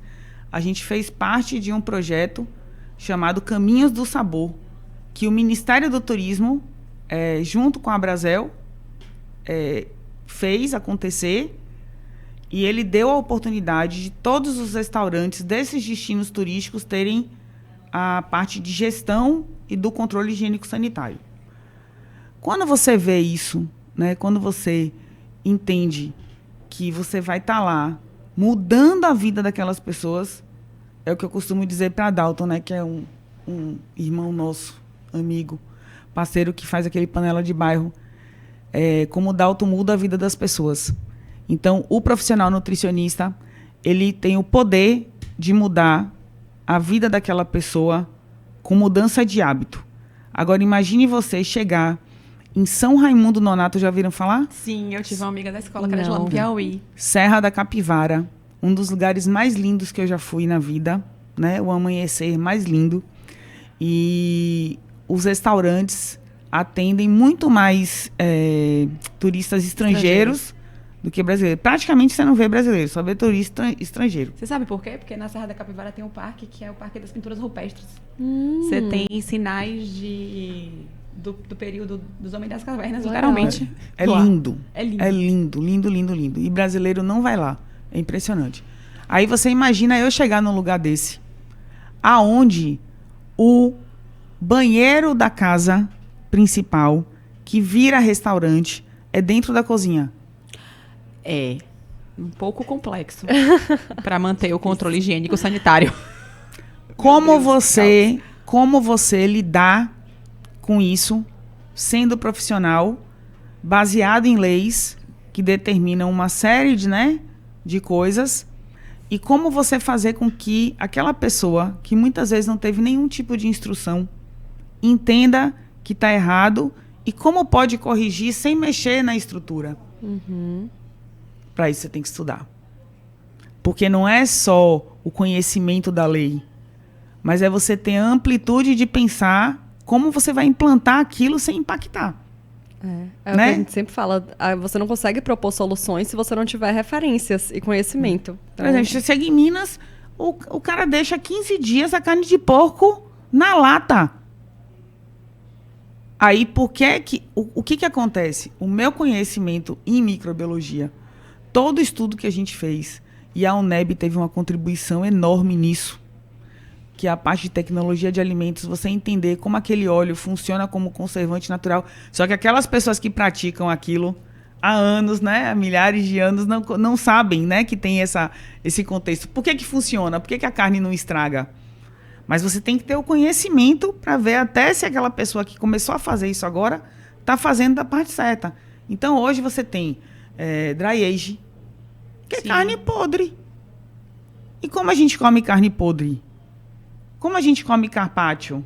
Como a gente come um steak tartar num restaurante? Como você come comida, a própria comida japonesa? Como é que você come peixe cru? Então, assim, tem todo o conhecimento que você tem que entender no fluxo da produção daquele alimento para você conseguir implantar.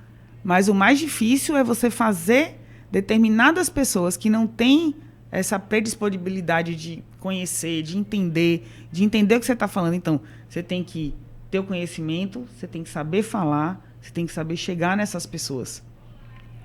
Eu já treinei mais de 5.000 manipuladores de alimentos. E o discurso não muda. É sempre o mesmo. E, obviamente, tem gente que já fez o treinamento comigo mais de uma vez, porque muda de restaurante, A gente faz todo ano, acaba fazendo. E ele sempre diz assim, por mais que eu siga o mesmo esquema, o mesmo plano de aula, eles sempre dizem assim, poxa, sempre tem uma coisa diferente. Por quê? Porque a gente não para de estudar, não para de tentar entender, não para de ter o conhecimento das novidades dos alimentos. Então, assim, o nutricionista, às vezes ele entra na faculdade da forma como minha mãe pensava. Você é nutricionista para quê, Vou trabalhar com o que é. Não, você tem que estudar, tem que buscar, tem que conhecer, tem que saber as leis. Hoje, todas as leis, a gente, para trabalhar com alimento, são tantas leis, tantas, desde o rótulo do alimento, a como você vai colocar ele no cardápio, É tanta coisa. Agora, se quiser chegar e fazer só o trabalhinho ali sem estudar, aí não vai conseguir. Então, campo tem, mercado tem, dá para ganhar dinheiro com isso. Então, hoje o profissional nutricionista não é mais, ele não tá mais, não é aquela pessoa segunda do médico antes do médico, como a gente pensava, mas você precisa estudar. Perfeito. E só para não deixar passar batida essa sua experiência com o programa do Ministério do Turismo, porque tinha uma pergunta sobre isso aqui também, quais são as lições que você acredita ter tirado dessa oportunidade como cidadã e como profissional? Bom, primeiro é que a gente tem um país lindíssimo, Eu fui para muitos lugares que eu não imaginava que existiam E, infelizmente, não pude ser a consultora que fez sozinho todos os 65. Na verdade, foram até 75, 73, porque a gente conseguiu, no final, ter mais com emendas parlamentares, né? De tão importante que foi esse projeto. Mas desses, eu fui responsável por 23 destinos turísticos. Então, assim, primeira lição, nosso país é lindo, vale a pena visitar, vale a pena conhecer. Essa parte da comida que a gente tem é muito especial, é muito diferente e a gente não conhece nada. Então, enquanto as pessoas estão lá, quero ir para a Europa, né? Quero ir para os Estados Unidos, você já conhece seu país? Então, assim, isso me fez ter vontade de voltar aos lugares e conhecer na essência, porque a gente tem muita coisa legal. E a outra parte é saber lidar com as pessoas e saber, como é que fala, gente? Reestruturar isso, porque, eu não estou sabendo falar, mas vou dar um exemplo. Eu dei treinamento, eu estava dando risada disso com Leila antes, acho que foi sexta-feira. Eu dei treinamento numa igreja em Canoa Quebrada. O único lugar que eu tinha para dar treinamento para os manipuladores de alimento era uma igreja que estava fechada e era em frente à praia. Então, e não tinha ar-condicionado, não tinha nada, porque a igreja não tem ar-condicionado. Aí tinha que abrir a janela. E abrir a janela, você não tem ideia da ventania e do tanto de areia que eu comi. Eu falando, dando treinamento. E eu falava e comia areia. Falava e comia areia. Falava e comia areia. Então, assim, a experiência de você lidar com essas pessoas na sua simplicidade, na sua humildade, as pessoas que o mais importante ali é fazer uma comida legal e diferente para você. Não é o sustento dessas pessoas. É o que elas querem oferecer para você. Aí tem muito a ver o que Gisele fala, né? Que a comida, ela tem esse poder, né? Perfeito. Do aconchego, do carinho, Sim. Então, assim, muitos desses lugares, 90% desses lugares, eles querem isso com o turista. Não é só ganhar dinheiro. E quando você chega... gente, eu fui levar termômetro num lugar... já ouviram falar em Belmonte, perto de Canavieiras? Sim. Só chega de barquinho, né? Imagine... É sul da Bahia. Que a gente foi levar termômetro para medir temperatura de equipamento e de alimento. Que equipamento? Falando... Alguns tinham, né? Poucos. Mas falando disso, um dos lugares mais legais que eu fiz consultoria... Foi também no sul da Bahia, que foi ali na praia de Santo André, que hoje Não conheço, essa eu nunca ouvi falar. Mas hoje a gente nem sei se a gente pode ir, porque só tem os resorts lá do chiquérrimos, né? Mas quando eu fui para lá, não tinha resort. E era impressionante que tinha uma moça que servia comida, né? Servia petisco e tal, num quiosque de praia, não vou nem chamar de barraca, porque não tinha estrutura de barraca, que não tinha água e não tinha energia. E era impressionante como naquela época ela já usava caixas de isopor com placas de gelo. Ela fazia as placas de gelo na casa dela, deixava congelado, para que ela deixasse na caixa de isopor, para aquilo funcionar como uma geladeira, né? E ela levava os botijões de água para poder lavar as coisas. Ela criou um esquema ali tão impressionante. Então, assim, esse conhecimento não tem preço, não. Eu nunca ia pensar... Hoje, eu auxilio meus clientes quando eles ficam desesperados. Socorro, eu vou fazer descongelamento, eu não tenho equipamento, vou fazer um evento, vai chegar 200 quilos de camarão, eu vou fazer o descongelamento hoje. Na caixa de isopor. Então, isso traz conhecimento, essa vivência. Então, esse projeto, para mim, o melhor de tudo foi a vivência, foi você entender que, sim, a carne que vem ali, daquele restaurante, é do bicho que eles estão matando no meio da feira, ali, na frente de todo mundo. Sem nenhum. E como você vai cuidar desse controle higiênico-sanitário? Como você vai fazer com que essa carne chegue para o consumidor comer sem contaminação? Sim. Então, isso foi muito proveitoso. Foi um negócio que foi talvez o melhor momento da minha vida. Apesar que na parte familiar pecou. A gente vai chegar nela agora. É muito bacana ouvir a Ana Paula falar, porque ela fala de uma coisa que é super técnica, que é segurança de alimentos. Aprendi. Segurança de alimentos com uma paixão no olho, do tipo, Sim. meu Deus, você vai descongelar numa caixa de isopor. Ela fazia pasta de gelo em casa. Tipo assim, isso se torna uma coisa Eu fantástica. digo que eu amo ouvir qualquer coisa, contanto que a pessoa que esteja falando tenha brilho no olho. Eu ouço Tem qualquer entusiasmo coisa, de tem contar. entusiasmo, eu fico... Eu me Perfeito, sinto... Leti. como é que eu posso dizer? Parece um imã, é magnético, é muito legal isso. Falando nessa questão, né, de família, né, carreira e família, você sempre diz, Paulinha, deixa muito claro que sua família é um projeto liderado pelo seu marido, nosso querido Renato. E de que foi o desejo dele de ser pai e a sua verdadeira dedicação a fazer isso acontecer que lhe permitiram buscar seus sonhos e viver a realização de um lar. Que também era um sonho de Paula, mas assim, sem um parceiro como o Renato para assumir como o Renato assumiu, talvez você não tivesse conquistado. Em 2023, a vencedora do Prêmio Nobel, a professora Claudia Goldwyn, que é uma economista de Chicago, comprovou em seus estudos, sua tese, de que a curva profissional das pessoas é muito mais impactada pelas suas escolhas patrimoniais, relacionais, do que pela sua classe social, seu currículo acadêmico ou curso escolhido. Basicamente, no estudo dela, ela disse assim, não importa se você nasceu em berço de ouro ou numa classe social baixa, não importa se você fez Harvard ou se você fez Uniasselvia, um exemplo. A pessoa com quem você se relaciona impacta muito mais a sua carreira do que esses fatores. Porque nesse estudo, ela demonstrou que, isso não é difícil imaginar, que a carreira das mulheres desacelera após o casamento e os filhos, enquanto, na maioria dos casos, a carreira dos homens acontece exatamente o contrário. O que é que ela provou no estudo dela? Que quando, a depender do parceiro, se os dois parceiros têm a mesma realidade de carreira, estão ali no mesmo patamar, a mulher para e o homem continua crescendo, em regra, ou alguém para o outro continuar crescendo.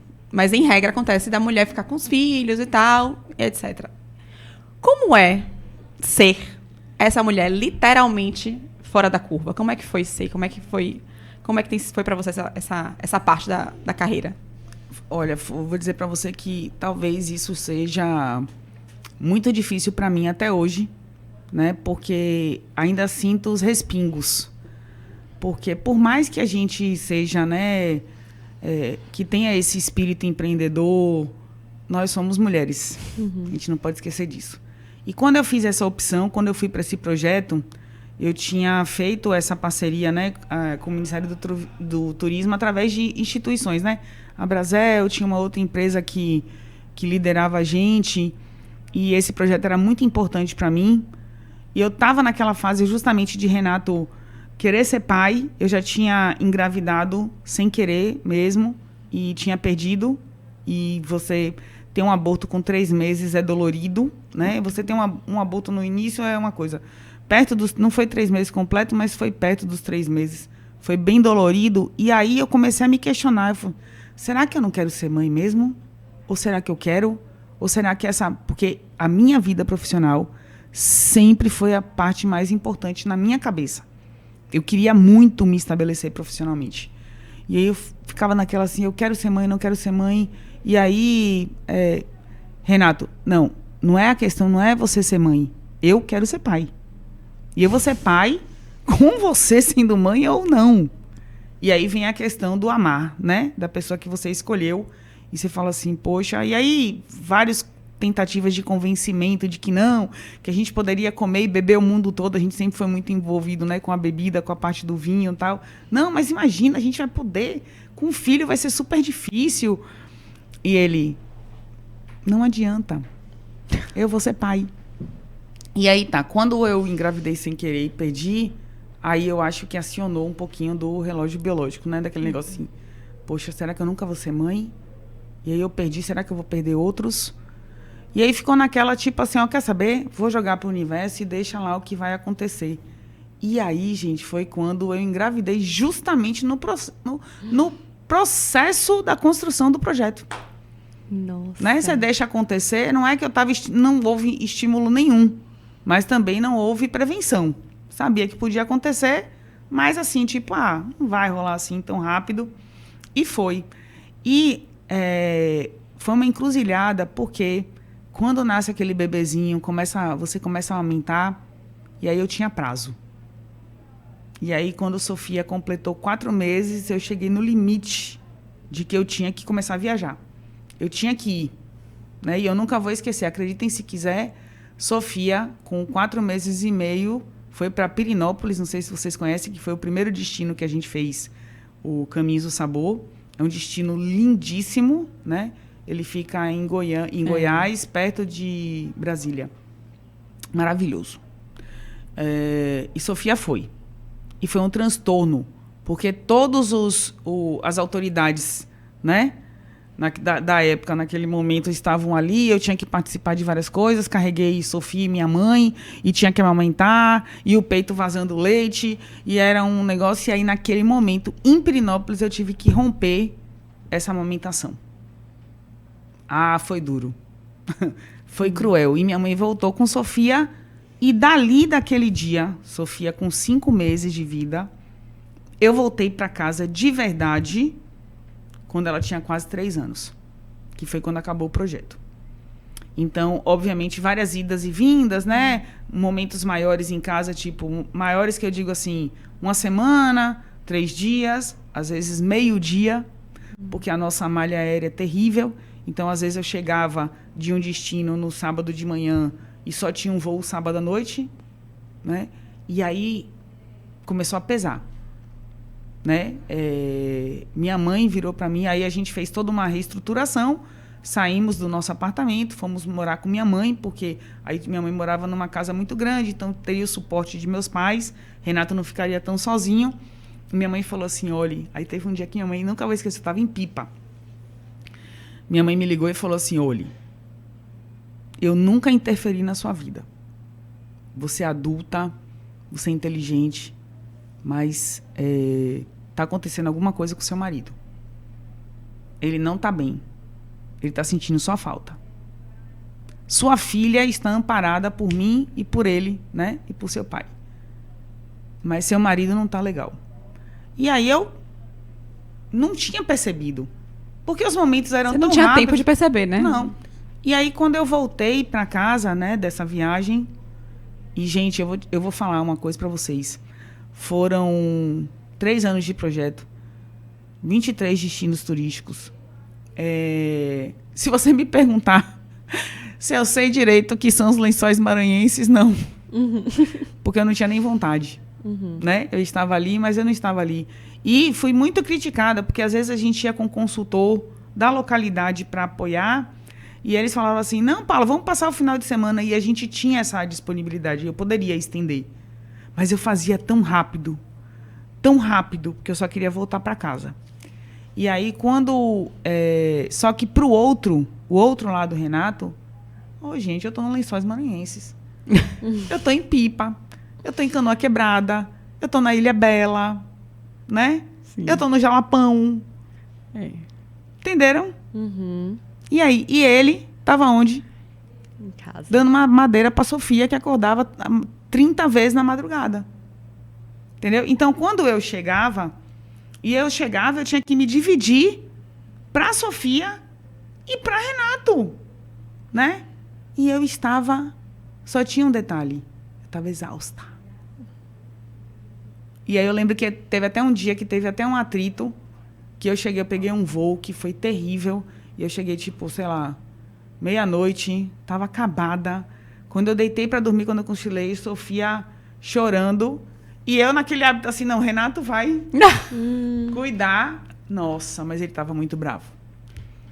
Ele fez assim, você acabou de chegar, você não pode dar leite para sua filha. Essas coisas pesaram muito. Quando minha mãe falou isso, que foi em outro momento, quando eu cheguei, eu peguei, botei ele e falei assim, vamos conversar. Vamos conversar. Né? O que é importante, porque assim, ele já não estava mais trabalhando, né? Ele abriu mão, porque o trabalho não ia ser compensatório, né? Eu estava muito bem financeiramente naquele momento, e o que ele ia se dedicar a um trabalho sem se dedicar à nossa filha, olha que difícil. Saia do seu trabalho, porque o meu é mais importante e a nossa filha precisa de você.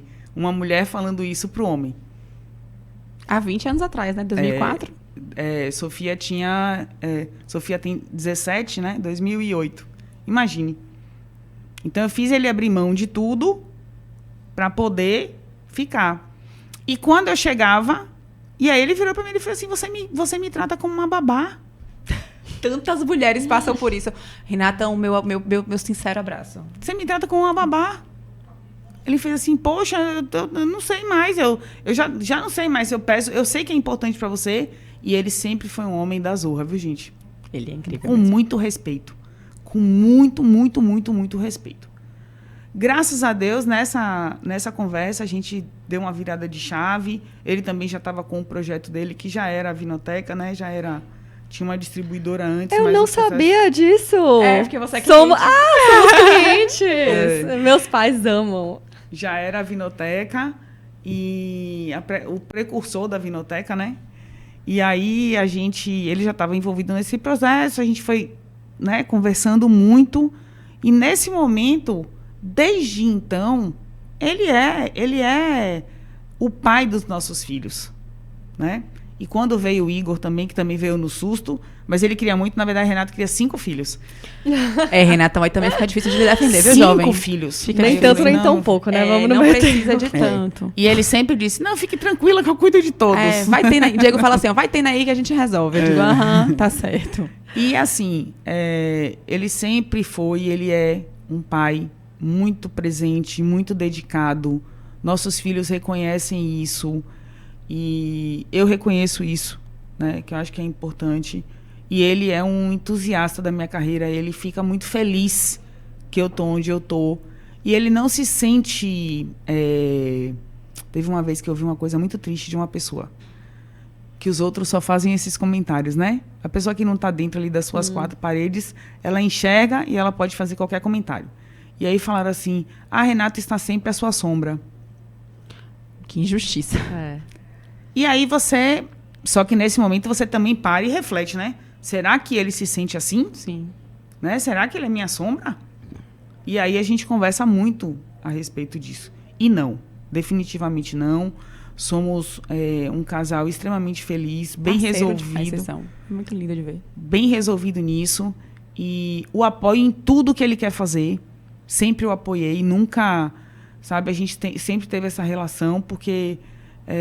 existiu o que por muito tempo foi considerado uma dívida, hoje não é mais, isso é muito estabelecido até em relação à Sofia, porque para a Sofia foi confuso, entendeu? Sofia, ela teve um apagão aí, que isso foi muito dolorido para mim, e tá fazendo tratamento, né, tá fazendo terapia, e graças a Deus está resolvendo, porque teve uma lacuna aí que ela apagou da vida dela, e justamente num período que eu estava fora. Então, ela não lembrava, né, da mãe com ela no parque, mas existiu, da mãe com ela no teatro. E isso, mesmo depois que eu voltei do projeto, não existia, só existia o pai. Então, ela não tinha a referência da figura feminina, só da figura masculina. Isso também é um problema. Não pode ser nem tanto, nem tão pouco. Sim. Né? É que esse desequilíbrio é tão comum quando é da ausência paterna, né?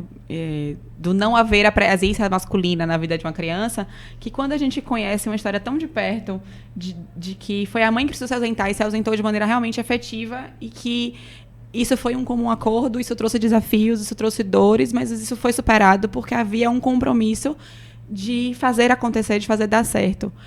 Vocês são um dos casais que eu conheço hoje de perto que tem uma parceria mais bonita que eu já vi. E ele engraçado, Renato foi quem me ajudou a fazer esse roteiro, inclusive. Foi? Eu mandei mensagem pra ele. Eu fiz assim, amigo, eu queria que fosse surpresa pra ela. Você me ajuda? Ele, claro, cunhada. Aí pegou, pra quem não entende, ele é maçom e meu marido é maçom, então eles me chamam de cunhada e Diego chama a Paulinha de cunhada. E aí ele fez assim... Claro, cunhada, agora você me desculpe, porque ele é todo educado. Você me desculpe que agora estamos saindo de um aniversário, mas assim que eu tiver um tempo eu vou te mandar. E aí ele foi e me mandou tudo. Aí ele pegou, falou dos pontos que ele acha importante, do quanto você se dedica, do quanto ele admira a sua dedicação. E o quanto é... Fica muito claro nas palavras dele o quanto ele é feliz de lhe ver feliz buscando o seu sonho de carreira. Então, assim, eu quis muito trazer essa pergunta porque, primeiro... A Cláudia Goldwyn, ela fez um estudo de 23 anos. Ela foi a primeira mulher a ganhar o Nobel de Economia nos últimos anos. Eu não vou dizer que foi a única, mas ela foi a primeira dos últimos... No século XXI, no século XX aqui, 19 e 20, foi ela que ganhou. E ela ganhou fazendo um estudo sobre gênero. E é uma pauta que para mim é muito sensível, porque a gente vê muito mães solos, muito... Você tem experiência da sua família e tudo mais, que aí daria um outro podcast inteiro. Mas, assim, é uma relação que é possível. É muito bom ver que é possível quando as duas pessoas estão imbuídas do mesmo propósito, de fazer uma família acontecer e de fazer dar certo. Porque também a gente vê muitas vezes que os homens desistem. Eles que estão trabalhando, eles que estão fora, eles que estão ali. E quando a gente chega, que a gente diz assim... Agora você ficou o tempo todo fora, me dá um descanso, vai lá cuidar. Vai ter presença para o seu filho. Às vezes não é nem sobre descansar a mãe que está cansada, é sobre dar a presença de qualidade para a criança que está precisando daquilo também. E aí a pessoa às vezes não entende, se sente cobrada e tal. E o quanto esse seu prisma foi importante, assim. Eu acho que vai poder ajudar muita gente. Paulinha, a gente tá caminhando pro final.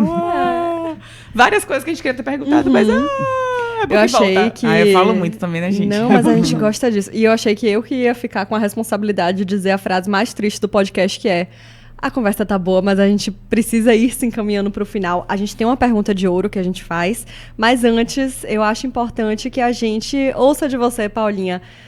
Você contou muita coisa da sua história pra gente, a gente já extraiu vários insights. Quais são os conselhos que você daria a um estudante de nutrição ou de qualquer outra graduação que você queria ter recebido quando você ainda estava no seu início de carreira? Ou até para as pessoas que estão ainda se entendendo na carreira, já formaram, já têm um diploma, mas ainda estão se entendendo nesse universo profissional. Qual é o conselho que você dá para os seus filhos, sua filha de 17 anos, por exemplo? Eu falo todos os dias para os meus filhos, estude muito, não tem outra forma, né? Não tem outra forma, isso é real. Não tem outra forma. Estude. E nesse momento está até parecendo que tem outra forma. Mas a gente vai ver uma reviravolta aí e a gente vai perceber que, mais uma vez, o básico bem feito e o que sempre deu certo, que foi o estudo, vai prevalecer no final das contas. Então eu sempre digo assim, estude e escolha com muito amor o que você quer fazer. Eu acho que quando eu escolhi ser nutricionista, eu já estava com a frustração de não ter sido musicista. Eu queria muito, vocês não têm ideia, não. Ainda hoje é muito forte na minha cabeça querer comprar milhares e ter uma sala só para eu colocar todos os instrumentos que eu quero tocar. E eu digo para os meus filhos o seguinte: o primeiro passo é escolher o que você quer ser. Não é pelo dinheiro. O dinheiro vem depois. E foi assim que aconteceu comigo. Meus pais, minha mãe ficou muito ansiosa. Devo muito isso a ela, porque é óbvio que quem foi em busca do Itaú, das informações... Minha mãe, imagina, eu entrei na faculdade, minha mãe me deu vários livros. E ela falava assim, você pode seguir aquilo. Então, assim, eu tive um apoio forte da família, mas eu decidi que eu queria aquilo, né? Independente se eu ia ser bem-sucedida ou não. E hoje, nós somos muito bem-sucedidas no que fazemos, né? Somos bem remuneradas, somos bem-sucedidas, somos valorizadas, isso que é importante, mas foi uma construção, foi uma determinação. E teve um detalhe aí que eu não falei, e que é muito importante nesse contexto aqui. Quando acabou o projeto, a gente ganhava muito dinheiro nesse projeto. E aí o que vem depois? Como eu vou ganhar o dinheiro depois? Né? E eu nunca vou esquecer que foi uma pessoa que a gente tinha conhecido no projeto, uma consultora, né, de Minas, que já fazia alguma coisa parecida quando a gente começou a Segali. E aí veio um cliente de Minas Gerais para cá, para Salvador, para abrir uma loja aqui. E ela tinha feito a gente tinha se conhecido, né, tinha tido uma relação muito agradável, e ela indicou a gente. E aí eu lembro que Leila falou assim, ela fez assim, vamos partir para o privado, né? Tão difícil, a gente vai trabalhar para restaurante. Mas eu estava tão desesperada porque o dinheiro guardado ia acabar. Eu tinha que fazer alguma coisa, né? A Vinoteca estava começando. Eu falei, e agora? Eu fiz Renato sair do contexto, eu ia me garantir, mas e vou fazer o que agora? E aí, gente, o que foi mais legal foi que a gente começou com um contrato que custava R$380 por mês, com nota fiscal para pagar imposto, né, de assessoria, que é 17%. para dividir para nós duas. Aí a primeira distribuição de lucro, acho que não deu R$100 para cada uma. E naquele momento... Eu risada, porque realmente o começo... Todo início é difícil, gente. Oh, meu Deus do céu, esquece isso aí. E aí eu falo assim, e a gente imagina, ela com gêmeos, eu com Sofia, e agora? Será que vai ser assim? Foi muito rápido, gente. Uhum. Eu tô falando para vocês de 2011.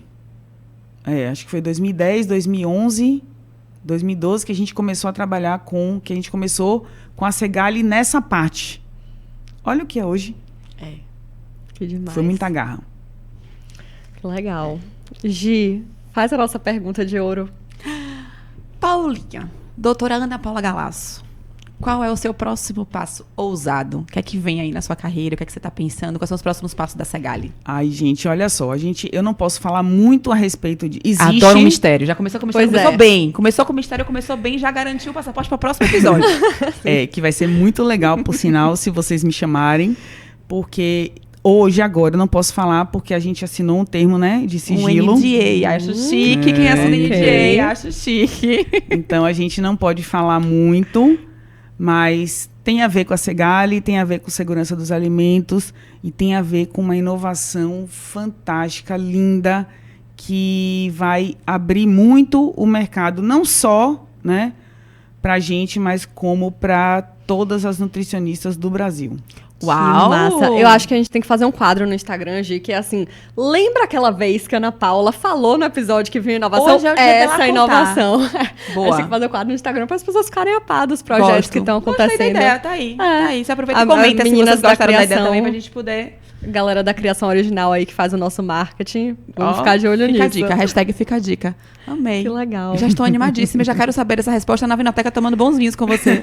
Comendo nosso joelhinho de porco. Eu vou me encostar nesse programa, porque minha família ama. Super convidadas. Vou falar pra eles que estive aqui, né, com... Você hoje toca a Vinoteca também? Dona é proprietária. Então, não com é a salão de dona beleza, proprietária da Vinoteca. Mas, Paulinha, eu tô muito feliz com o nosso episódio, muito feliz de ter conhecido sua história. Desde a primeira vez que Gi trouxe um pouco da sua história pra mim, eu falei, a gente precisa ter ela, porque na minha cabeça o que foi que se passou? A gente já trouxe, como a gente falou no início do episódio, pessoas que entraram numa profissão já amando, entraram na profissão por amor, por vocação, por qualquer coisa que seja. Pessoas que entraram sem saber o que queriam fazer, mas depois se apaixonaram. E na minha cabeça foi...